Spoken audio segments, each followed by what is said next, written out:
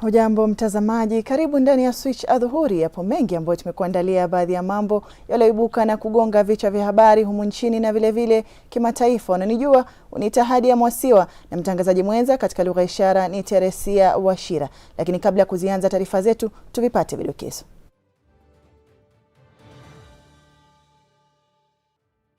Viongozi waonyesha wasiwasi wao kuhusiana na mgomo wa wahudumu wa afya nchini. Na tutakujuza kuhusiana na tamaduni ya kunyoa kipara na uzito wake kwenye baadhi ya jamii humu nchini. Kwenye nchi ya kidemokrasia ya Kongo, waheshimiwa wavua heshima zao baada ya vurugu kuzuka bungeni.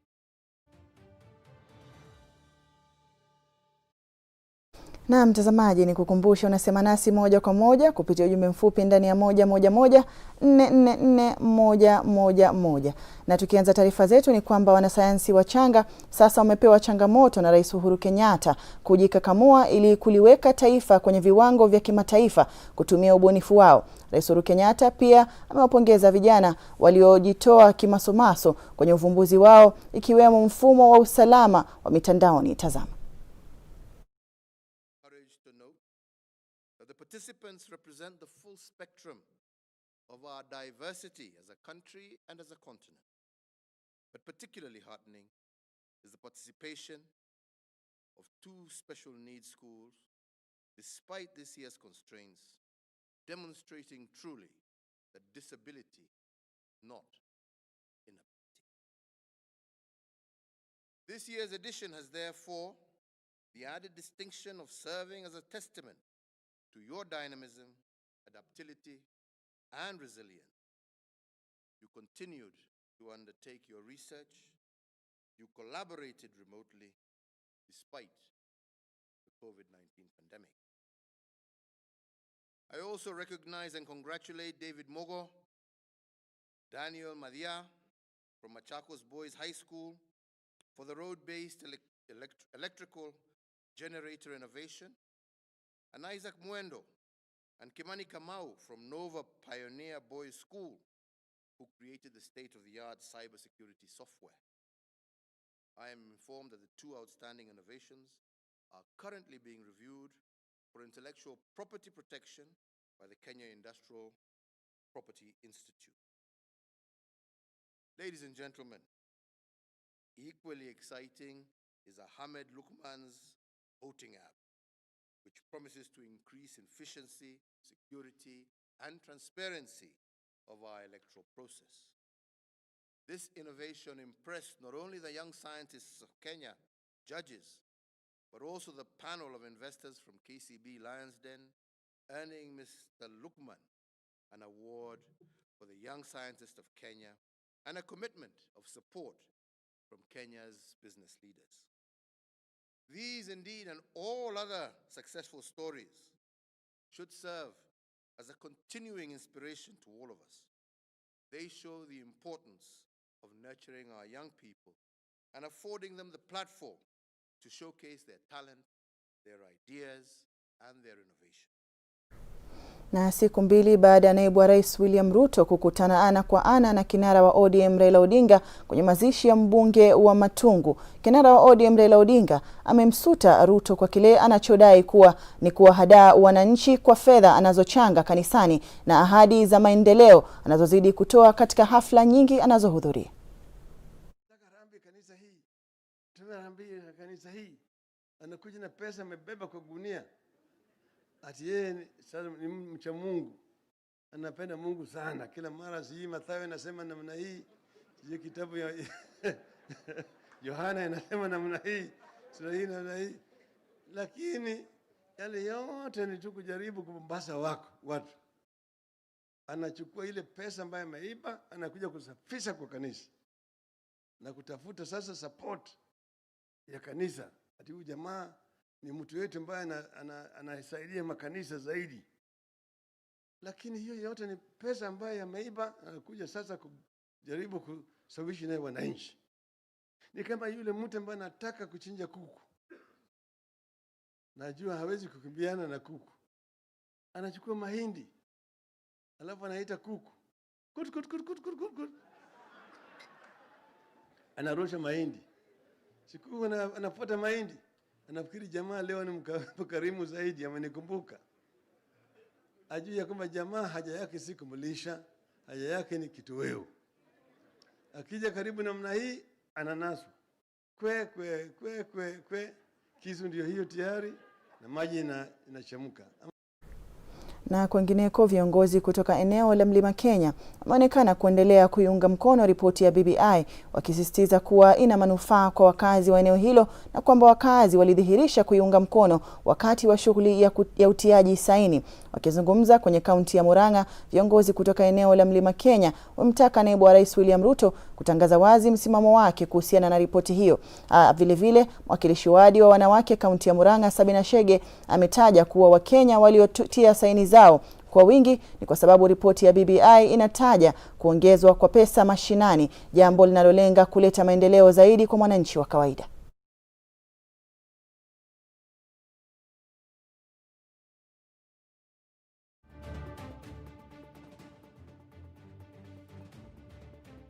Actually would want to support the BBI for the resources coming to the grassroots. I know people are a bit challenged about the number of seats that are going to be there. What I want to urge Kenyans is that if a woman comes in, elect them. We don't need to nominate even a single one. The fact that Kiambu is going to gain about 6 constituencies, I don't envisage any other time when such an offer will ever happen to Kiambu County. Be bold enough and say, this document, I don't want it, and I'll say no. Instead of hiding behind so many kisungu mingi. Niambie rais, sisi kama viongozi wa Central Province, tuko nyuma yake. Wakitik kama wakiweka no, wakiweka tik, hiyo kazi itakuwa ngumu. We want a simple answer, yes, no. Tulipata wakati ile committee ambayo ilichaguliwa na tulisikia ilikuwa very inclusive. President mwenyewe ameongea juu ya hiyo kamati. Wamezunguka kona zote za Kenya na kila mtu alikuwa na wakati wake wa kutoa maoni yao. Hawa wakaturudishia na wakasema hii ndio maoni ya Wakenya. Why do people say Raila cannot? This is man who has rehabilitated this country from so many bad issues that we have been having in this country. Swala tata la mgomo wa uuguzi limeonekana kuzua wahaka miongoni mwa Wakenya na kujitokeza kwenye mazungumzo ya viongozi nchini. Haya yanajiri baada ya wauguzi nchini kususia kazi hapo jana baada ya kukamilika kwa siku 14 za makataa walizokuwa wametangaza kabla ya kuanza mgomo huo. Wale health workers wengine wameenda kwa mkomo. And this is a rare time for this country. More so when we are fighting this disease called corona. There must be understanding. We appreciate the work being done by the health worker. But this is a new normal. We know there might be problems. And there are not only problems in health sector, all sectors. Kwa sababu uchumi wetu umesorota. Nationally, county government, pesa ambazo tulikuwa tunasanya kinyumbani zimekuwa chache. So at this time, there must be some understanding. Hatutafurahia kuona watu wetu wakiwa wagonjwa na hakuna madaktari kutibu hao. Na ningesi both Senate Committee ya Health na Committee ya Main Parliament yenye pia mimi niko nakaa, tusikizanane hiyo mkutano tunaenda kukaa Wednesday. Tusikizanane, madaktari warudi kazi vizuri, nurses warudi kazi vizuri, hii commission ambayo inahusika na mishahara walipe nurses mishahara, walipe daktari mishahara. Na kitengo cha Umoja wa Mataifa kinachohusika na upangaji uzazi UNFPA kikishirikiana na shirika la afya la Strat kimezindua programu ya simu inayojulikana kama Qualifam inayofuatilia matumizi ya bidhaa za upangaji uzazi katika vituo vya afya kwenye hospitali mbalimbali. Vifaa hivi vya kidijitali vina uwezo wa kurekodi na kuhifadhi takwimu katika vituo vya afya na hivyo kurahisisha kazi na kupunguza utumiaji wa karatasi. Na Mukana Samuel na mengi zaidi. Programu ya simu ya Qualifam huenda ikarahisisha kurekodi visa vya magonjwa na upokeaji wa dawa hospitalini. Programu hii inatumia njia ya kidijitali kurekodi na kuhifadhi data, hivyo basi kupunguza matumizi ya karatasi kurekodi takwimu hizi. It's very easy to see the system even while making orders. You can easily make order depending with the consumption rate within a specific duration. You can easily monitor. I downloaded one in my phone. Lengo kuu la programu hii ni kuwasilisha data inapotakikana kwa wakati, na hivyo basi kuwawezesha wale wanaoshughulika na ununuzi wa dawa hizi kuelewa kiwango kilichosalia na idadi ya matumizi wanapofanya maamuzi ya kununua dawa hizi, na hivyo kuhakikisha usambazaji wa bidhaa za upangaji uzazi usiokatizwa ili kutoa huduma bora. Farm has improved the quality of the report that we've been making, and has also improved the timeliness, and also the fact that it auto-calculates, it has reduces the chances of making errors while making our report.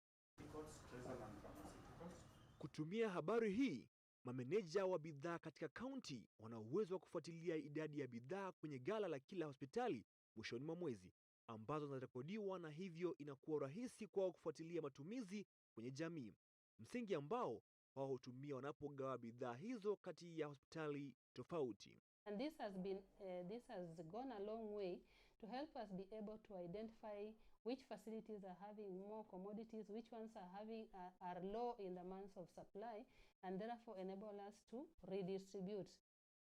Katika kaunti ya Homa Bay, ambapo teknolojia hii ilianza kutumika mnamo mwaka wa 2019, mfumo huu wa kidijitali umerahisisha ukusanyaji wa data na kupunguza makosa yanayotokea wanaponakili data kutumia kalamu na karatasi. Namukana Samuel, Switch TV, Nairobi. Na mtazamaji, kufikia hapo tunachukua mapumziko mafupi, ila nitarejea na mengi zaidi, usiende mbali.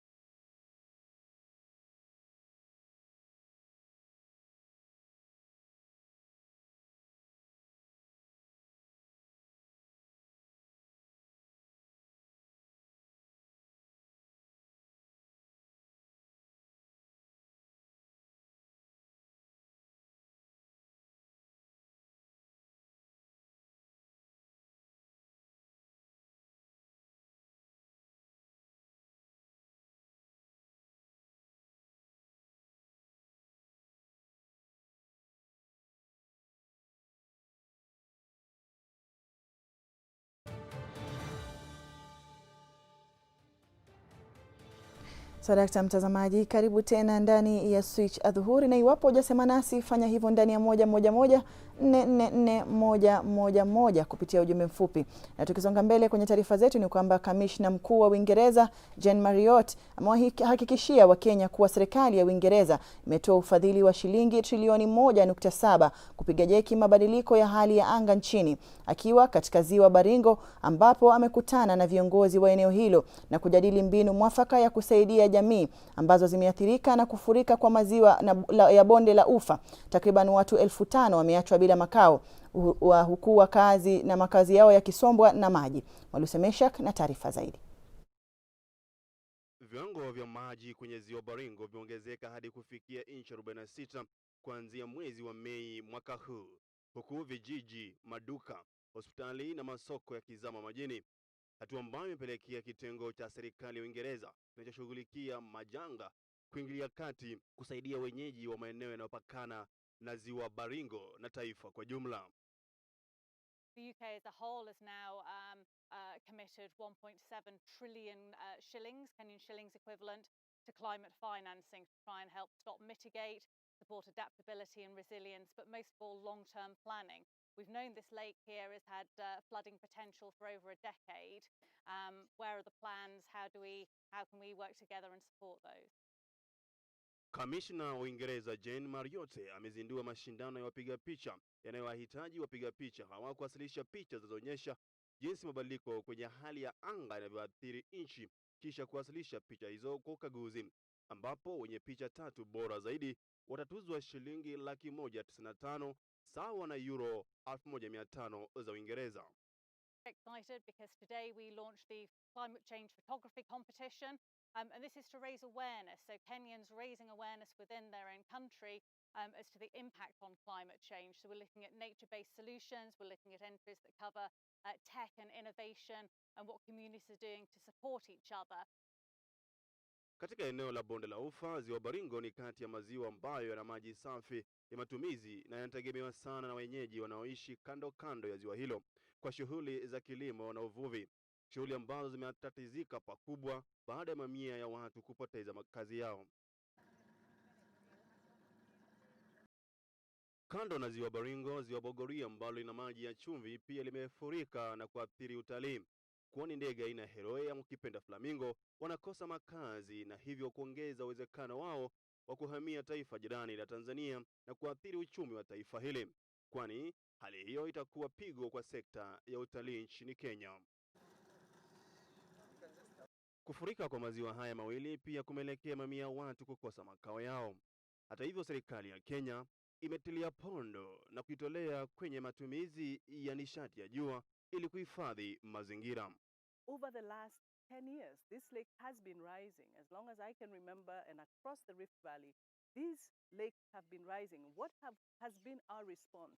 What is the assessment of what that risk means? And projecting forward, forecasting. That's our job. That's what leaders are supposed to do. And so I really hope, and I talk to the Deputy Governor, and I hope that we can begin to unpack that preparedness story. Ingawa serikali imeonekana kutilia pondo sekta hii ya utalii, yapo mengi tu ambayo hajafanywa kunusuru vivutio vya utalii kwenye bonde la Ufa. Mwalusemeshak, runinga ya Switch, Nairobi. Na mtazamaji, je, wajua kwamba kunyolewa kipara kwa jamii ya Maragoli ndiyo mila ya mwisho kuvunja uhusiano na mtu aliyeaga? Ukilifsiko anatuarifu zaidi kuhusiana na tamaduni kutoka kaunti ya Trans Nzoia.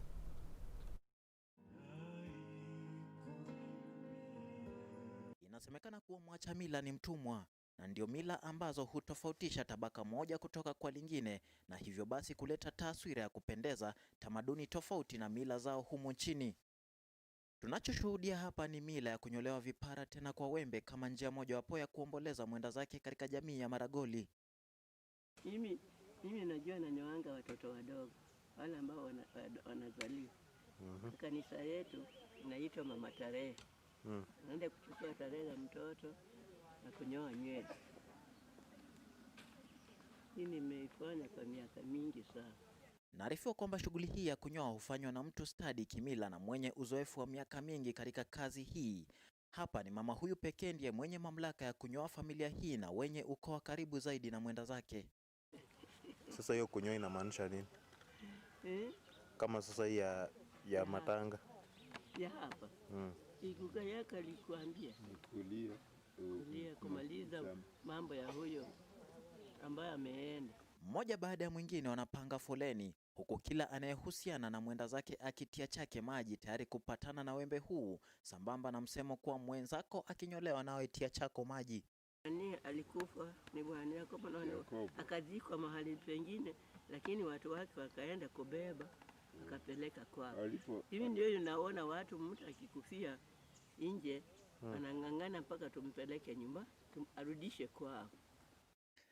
Jamii ya Maragoli inasisitiza kuwa hata mtoto anapozaliwa ni sharti anyolewe na shangazi upande wa baba mtoto, kama njia ya kudhibitisha kuwa chimbuko la mtoto huyo ni kwa jamii hiyo, na pia anapoaga mtu kunyolewa, huku ndiko mila ya mwisho kabisa kufunga ukurasa wa uhusiano na mwenda zake baada ya mila nyingine zote kutekelezwa. Nikiripotia Switch TV kutoka kaunti ya Trans Nzoia, mimi ni Wycliffe Siko. Na mtazamaji, ni taarifa ya kusisimua. Na tukisonga mbele ni kwamba mti wa mianzi maarufu bamboo tree unajulikana na wengi kama njia ya kupunguza mmomonyoko wa ardhi kwenye fuo za mito. Ila kwa kikundi cha wanawake kwenye kaunti ya Murang'a, mti huo ni njia mwafaka ya kujikimu kimaisha. Kulingana na wakazi kwenye kijiji cha Mariki, mti wa mianzi una matumizi chungu nzima na umewawezesha kufanya mambo mbalimbali kwenye jamii, kuanzia kulisha mifugo, matumizi ya jikoni na hata kutengeneza fanicha. Aidha, sasa wanahimiza Wakenya kukumbatia upandaji wa mti wa mianzi, na wengi wakisema kwamba unaweza kusaidia katika jamii. Tukipanda miti ya kienyeji na tukaona hiyo miti watu wanaiharibu sana, na tukaona tuanze hii mradi tukishirikiana na Green Belt Movement. Hali ya anga vile tunaona ikibadilika, tukipanda mianzi tutakuwa tuko na suluhisho, kwa sababu tunajua hali ya anga inabadilika kwa sababu ya vile watu wameharibu misitu. Lakini tukipanda hiyo mianzi, kila mtu apande mahali yako, tutakuwa tumefanya jambo la muhimu kwa kuhakikisha kwamba tunachangia kusuluhisha hilo jambo. But then in the mid-80s, in 84, because they were cutting too many bamboo in the water towers, you were not allowed to use bamboo anymore. So a lot of these carpentry and skills in using bamboo got lost. But it's a very valuable plant. It's a lot of varieties. You have 1,200 different bamboos, but you have some indigenous for Kenya and for East Africa, and you have maybe 24 to 30 species that are accepted as African from the Kenya Forestry Research Institute. Na kwingineko, mwili wa mzee wa makamo umepatikana kwenye kichaka kwenye kijiji cha Kibokoni, kaunti ndogo ya Magarini. Kulingana na walioshuhudia, mwili huo ulikuwa na majeraha kichwani, tumboni na kwenye mikono. Na kama mwanahabari wetu Kevin Nyakundi anavyoripoti, mwanawe mwenda zake alikuwa ameripoti kutoweka kwa babake siku 6 zilizopita kwenye kituo cha polisi. Bwana Louis Karisa aliondoka nyumbani kwake Jumanne juma lililopita kupokea marupurupu yake kutoka kwa serikali, ila hakurejea nyumbani. Baada ya kukosekana kwa siku kadhaa, mwanaye kwa jina la Baraka alipata wasiwasi na akaanza harakati za kumtafuta babake. Leo nimemwona, hali yake si mzuri, na nadhani nahisi tu kwamba ni yeye. Tumepiga ripoti polisi, hata sasa tumetoka polisi ndio tukaambiwa kwamba kuna mtu ameonekana, so tukakimbilia huko. Siku 8 baadaye alipata ripoti kutoka kwa kituo cha polisi cha Malindi, ambapo alikuwa ameripoti kisa cha kutoweka kwa mzazi wake, kuwa kuna mwili wa mtu aliyeaga ambao umepatikana Kibokoni. Nimeona ndugu yangu akiwa uchi, hana nguo na amekufa. Siwezi jua kilichomtoa ngoni nini. Tosha hiyo. Alipowasili pale, aliuona mwili wa babake kwenye kichaka ukiwa na majeraha kichwani, tumboni na kwenye mikono. Kulingana na wakazi wa Kibokoni, kuna uwezekano aliuawa kwingine na kisha mwili wake ukatupwa pale, kwani hamna shughuli zozote ambazo zingekuwa zimempeleka pale. Na hata hatuna sampuli ya mzee kama huyu ambaye ameuawa huku kwetu. Kwa hivyo tunaomba serikali itusaidie tupate usalama kwa hiki kijiji chetu, maana hatujayaona haya yakitokea huku kwetu Kibokoni. Kwa hivyo mtusaidie tupate usalama ili tuwe sawa na sisi. Kulingana na wenyeji hapa, visa kama hivi ni nadra na ombi lao sasa ni kwa serikali kufanya uchunguzi wa kina, kubaini chanzo cha kifo na vilevile kuboresha usalama katika eneo hilo. Nyakundi Kelvin, Switch TV. Na mtazamaji, tuvuke mipaka kwenye rubaa za kimataifa. Waheshimiwa kwenye bunge la kitaifa kwenye nchi ya kidemokrasia ya Kongo DRC wamezidondosha heshima zao baada ya kuvuruga utulivu ndani ya bunge hilo. Wabunge wameonekana wakitupa na kuvunja viti na vifaa vingine ndani ya bunge baada ya rais wa taifa hilo Felix Tshisekedi kutangaza kuwa huenda akavunja bunge na kupelekea taifa hilo kwenye uchaguzi mwingine. Serikali ya Tshisekedi imekuwa na utata, huku wabunge wanaomuunga mkono rais wa zamani wa taifa hilo Joseph Kabila, ambao ndio wengi bungeni, wakionekana kuwapa wakati mgumu wenzao wanaunga mkono rais Tshisekedi. Takriban wabunge 300 wanampinga rais Tshisekedi kwenye orodha ya jumla ya wabunge 500 kwenye bunge la taifa la DRC.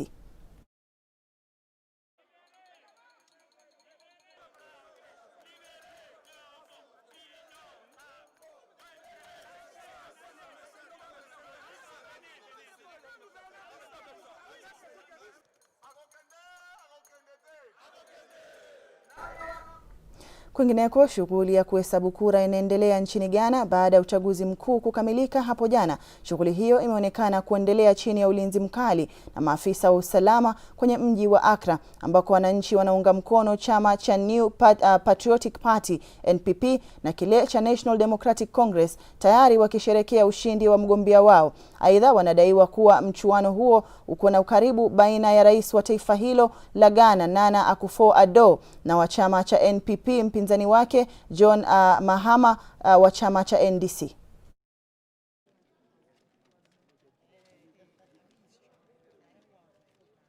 Today we had an election,